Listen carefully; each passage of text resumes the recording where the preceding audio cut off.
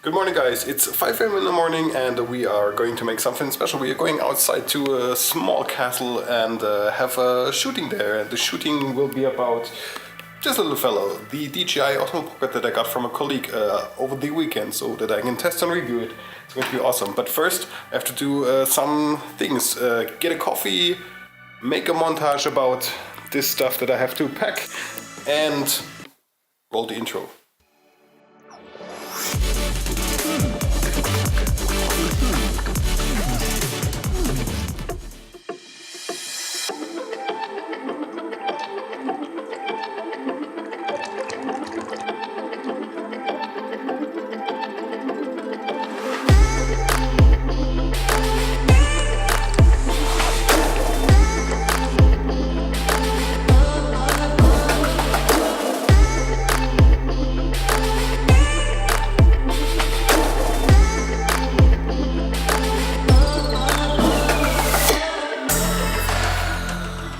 So guys, we've actually arrived at the place that I wanted to be, and we are on our way to the first location that I wanted to go, and we will start talking about the Osmo Pocket, with which I am recording actually right now, because the small gimbal, it is ultra light and it is absolutely stunning to look at. So, see you in a few seconds.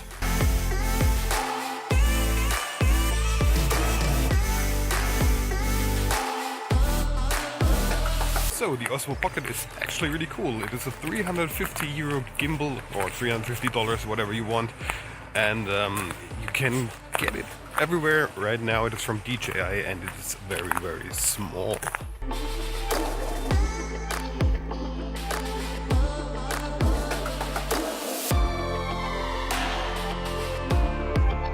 The other really great thing about it is that it is super fast when you turn it on in under 5 seconds. If I turn on my DSLR, it's the same, but if I turn on something greater like the red camera or something that I don't possess, but the red camera normally it takes 40 seconds and then everything is done. But this small Osmo gimbal is cool.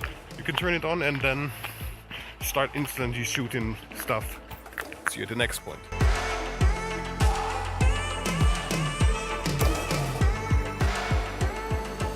There's actually one major drawback to the Osmo Pocket, and that is the look of the footage. It's super sharp. It's like a drone. Well, because it is actually a drone sensor that is built into the camera itself. It somehow looks like a super sharp iPhone image. So if you have seen iPhone gimbal footage, then that's exactly what you get on the Osmo Pocket, but in a super sharp version. So if you're into that, cool.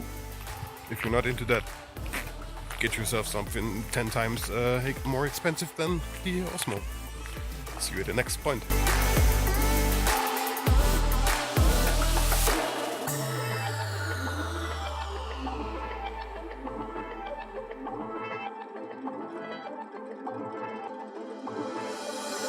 If they would have included something more akin to a GoPro Hero 7, where it is actually a bit wider, the angle, like a 16 or a 12mm, then this would be the perfect vlogging device. But if you don't think it's weird, then you can actually vlog with this especially great as well.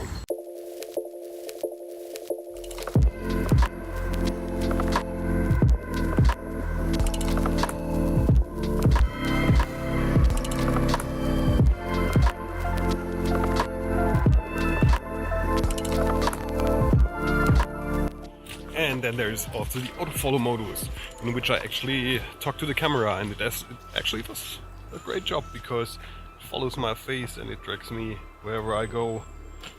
I'm only rotating the device right now, the Pocket, and not myself. It's great. This is one of the best autofocuses that I've seen in such a small gimbal to this date.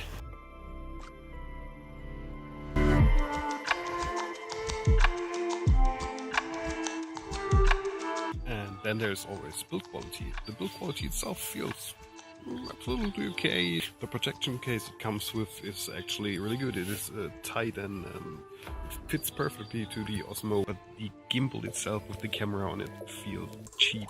It feels like it could easily break when you let it fall, and I won't test it right now because first of all it is not mine. Second, $350 just for a test. I'm not a big enough YouTuber for that.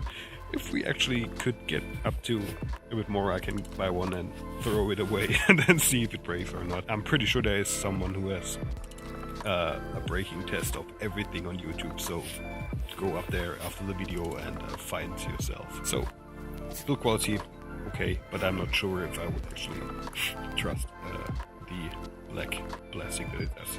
Next point.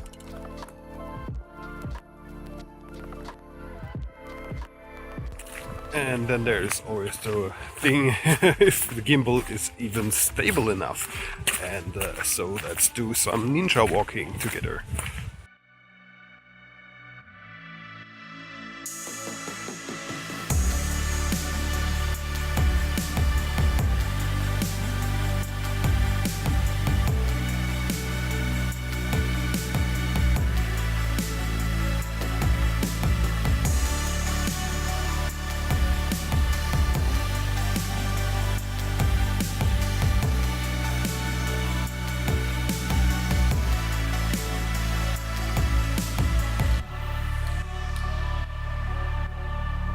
And then they actually added Pro Mode into it. Pro Mode is pretty simple and one of the best things they could have added into it.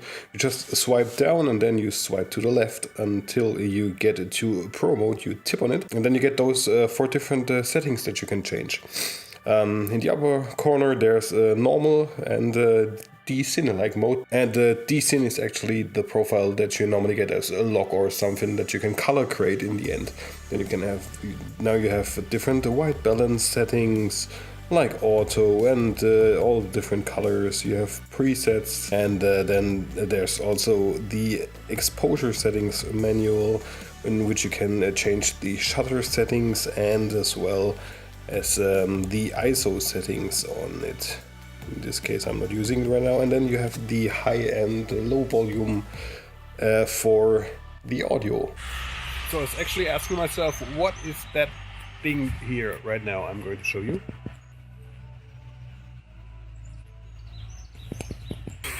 Secret service!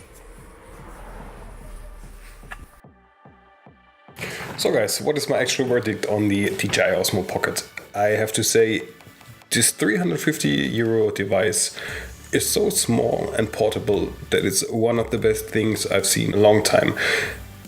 If you, and then there comes the if you actually are into filmmaking. 350 euros for a small gimbal is not much. My big one was actually cheaper, but it requires another camera. But as this is so small, this is not a cinema camera. Obviously, you should have known when you were going to buy it.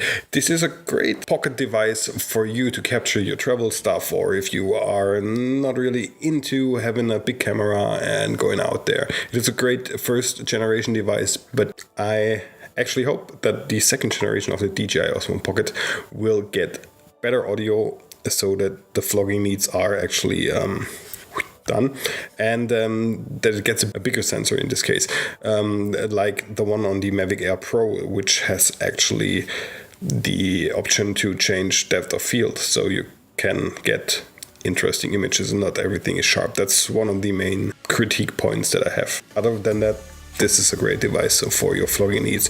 If you're not really into cameras and want to go to your holidays and have some cool images that you can shoot with absolute ease in 5 seconds, then this is the device for you. Other than that, maybe if you already have a camera, then this is not for you. Get yourself a gimbal.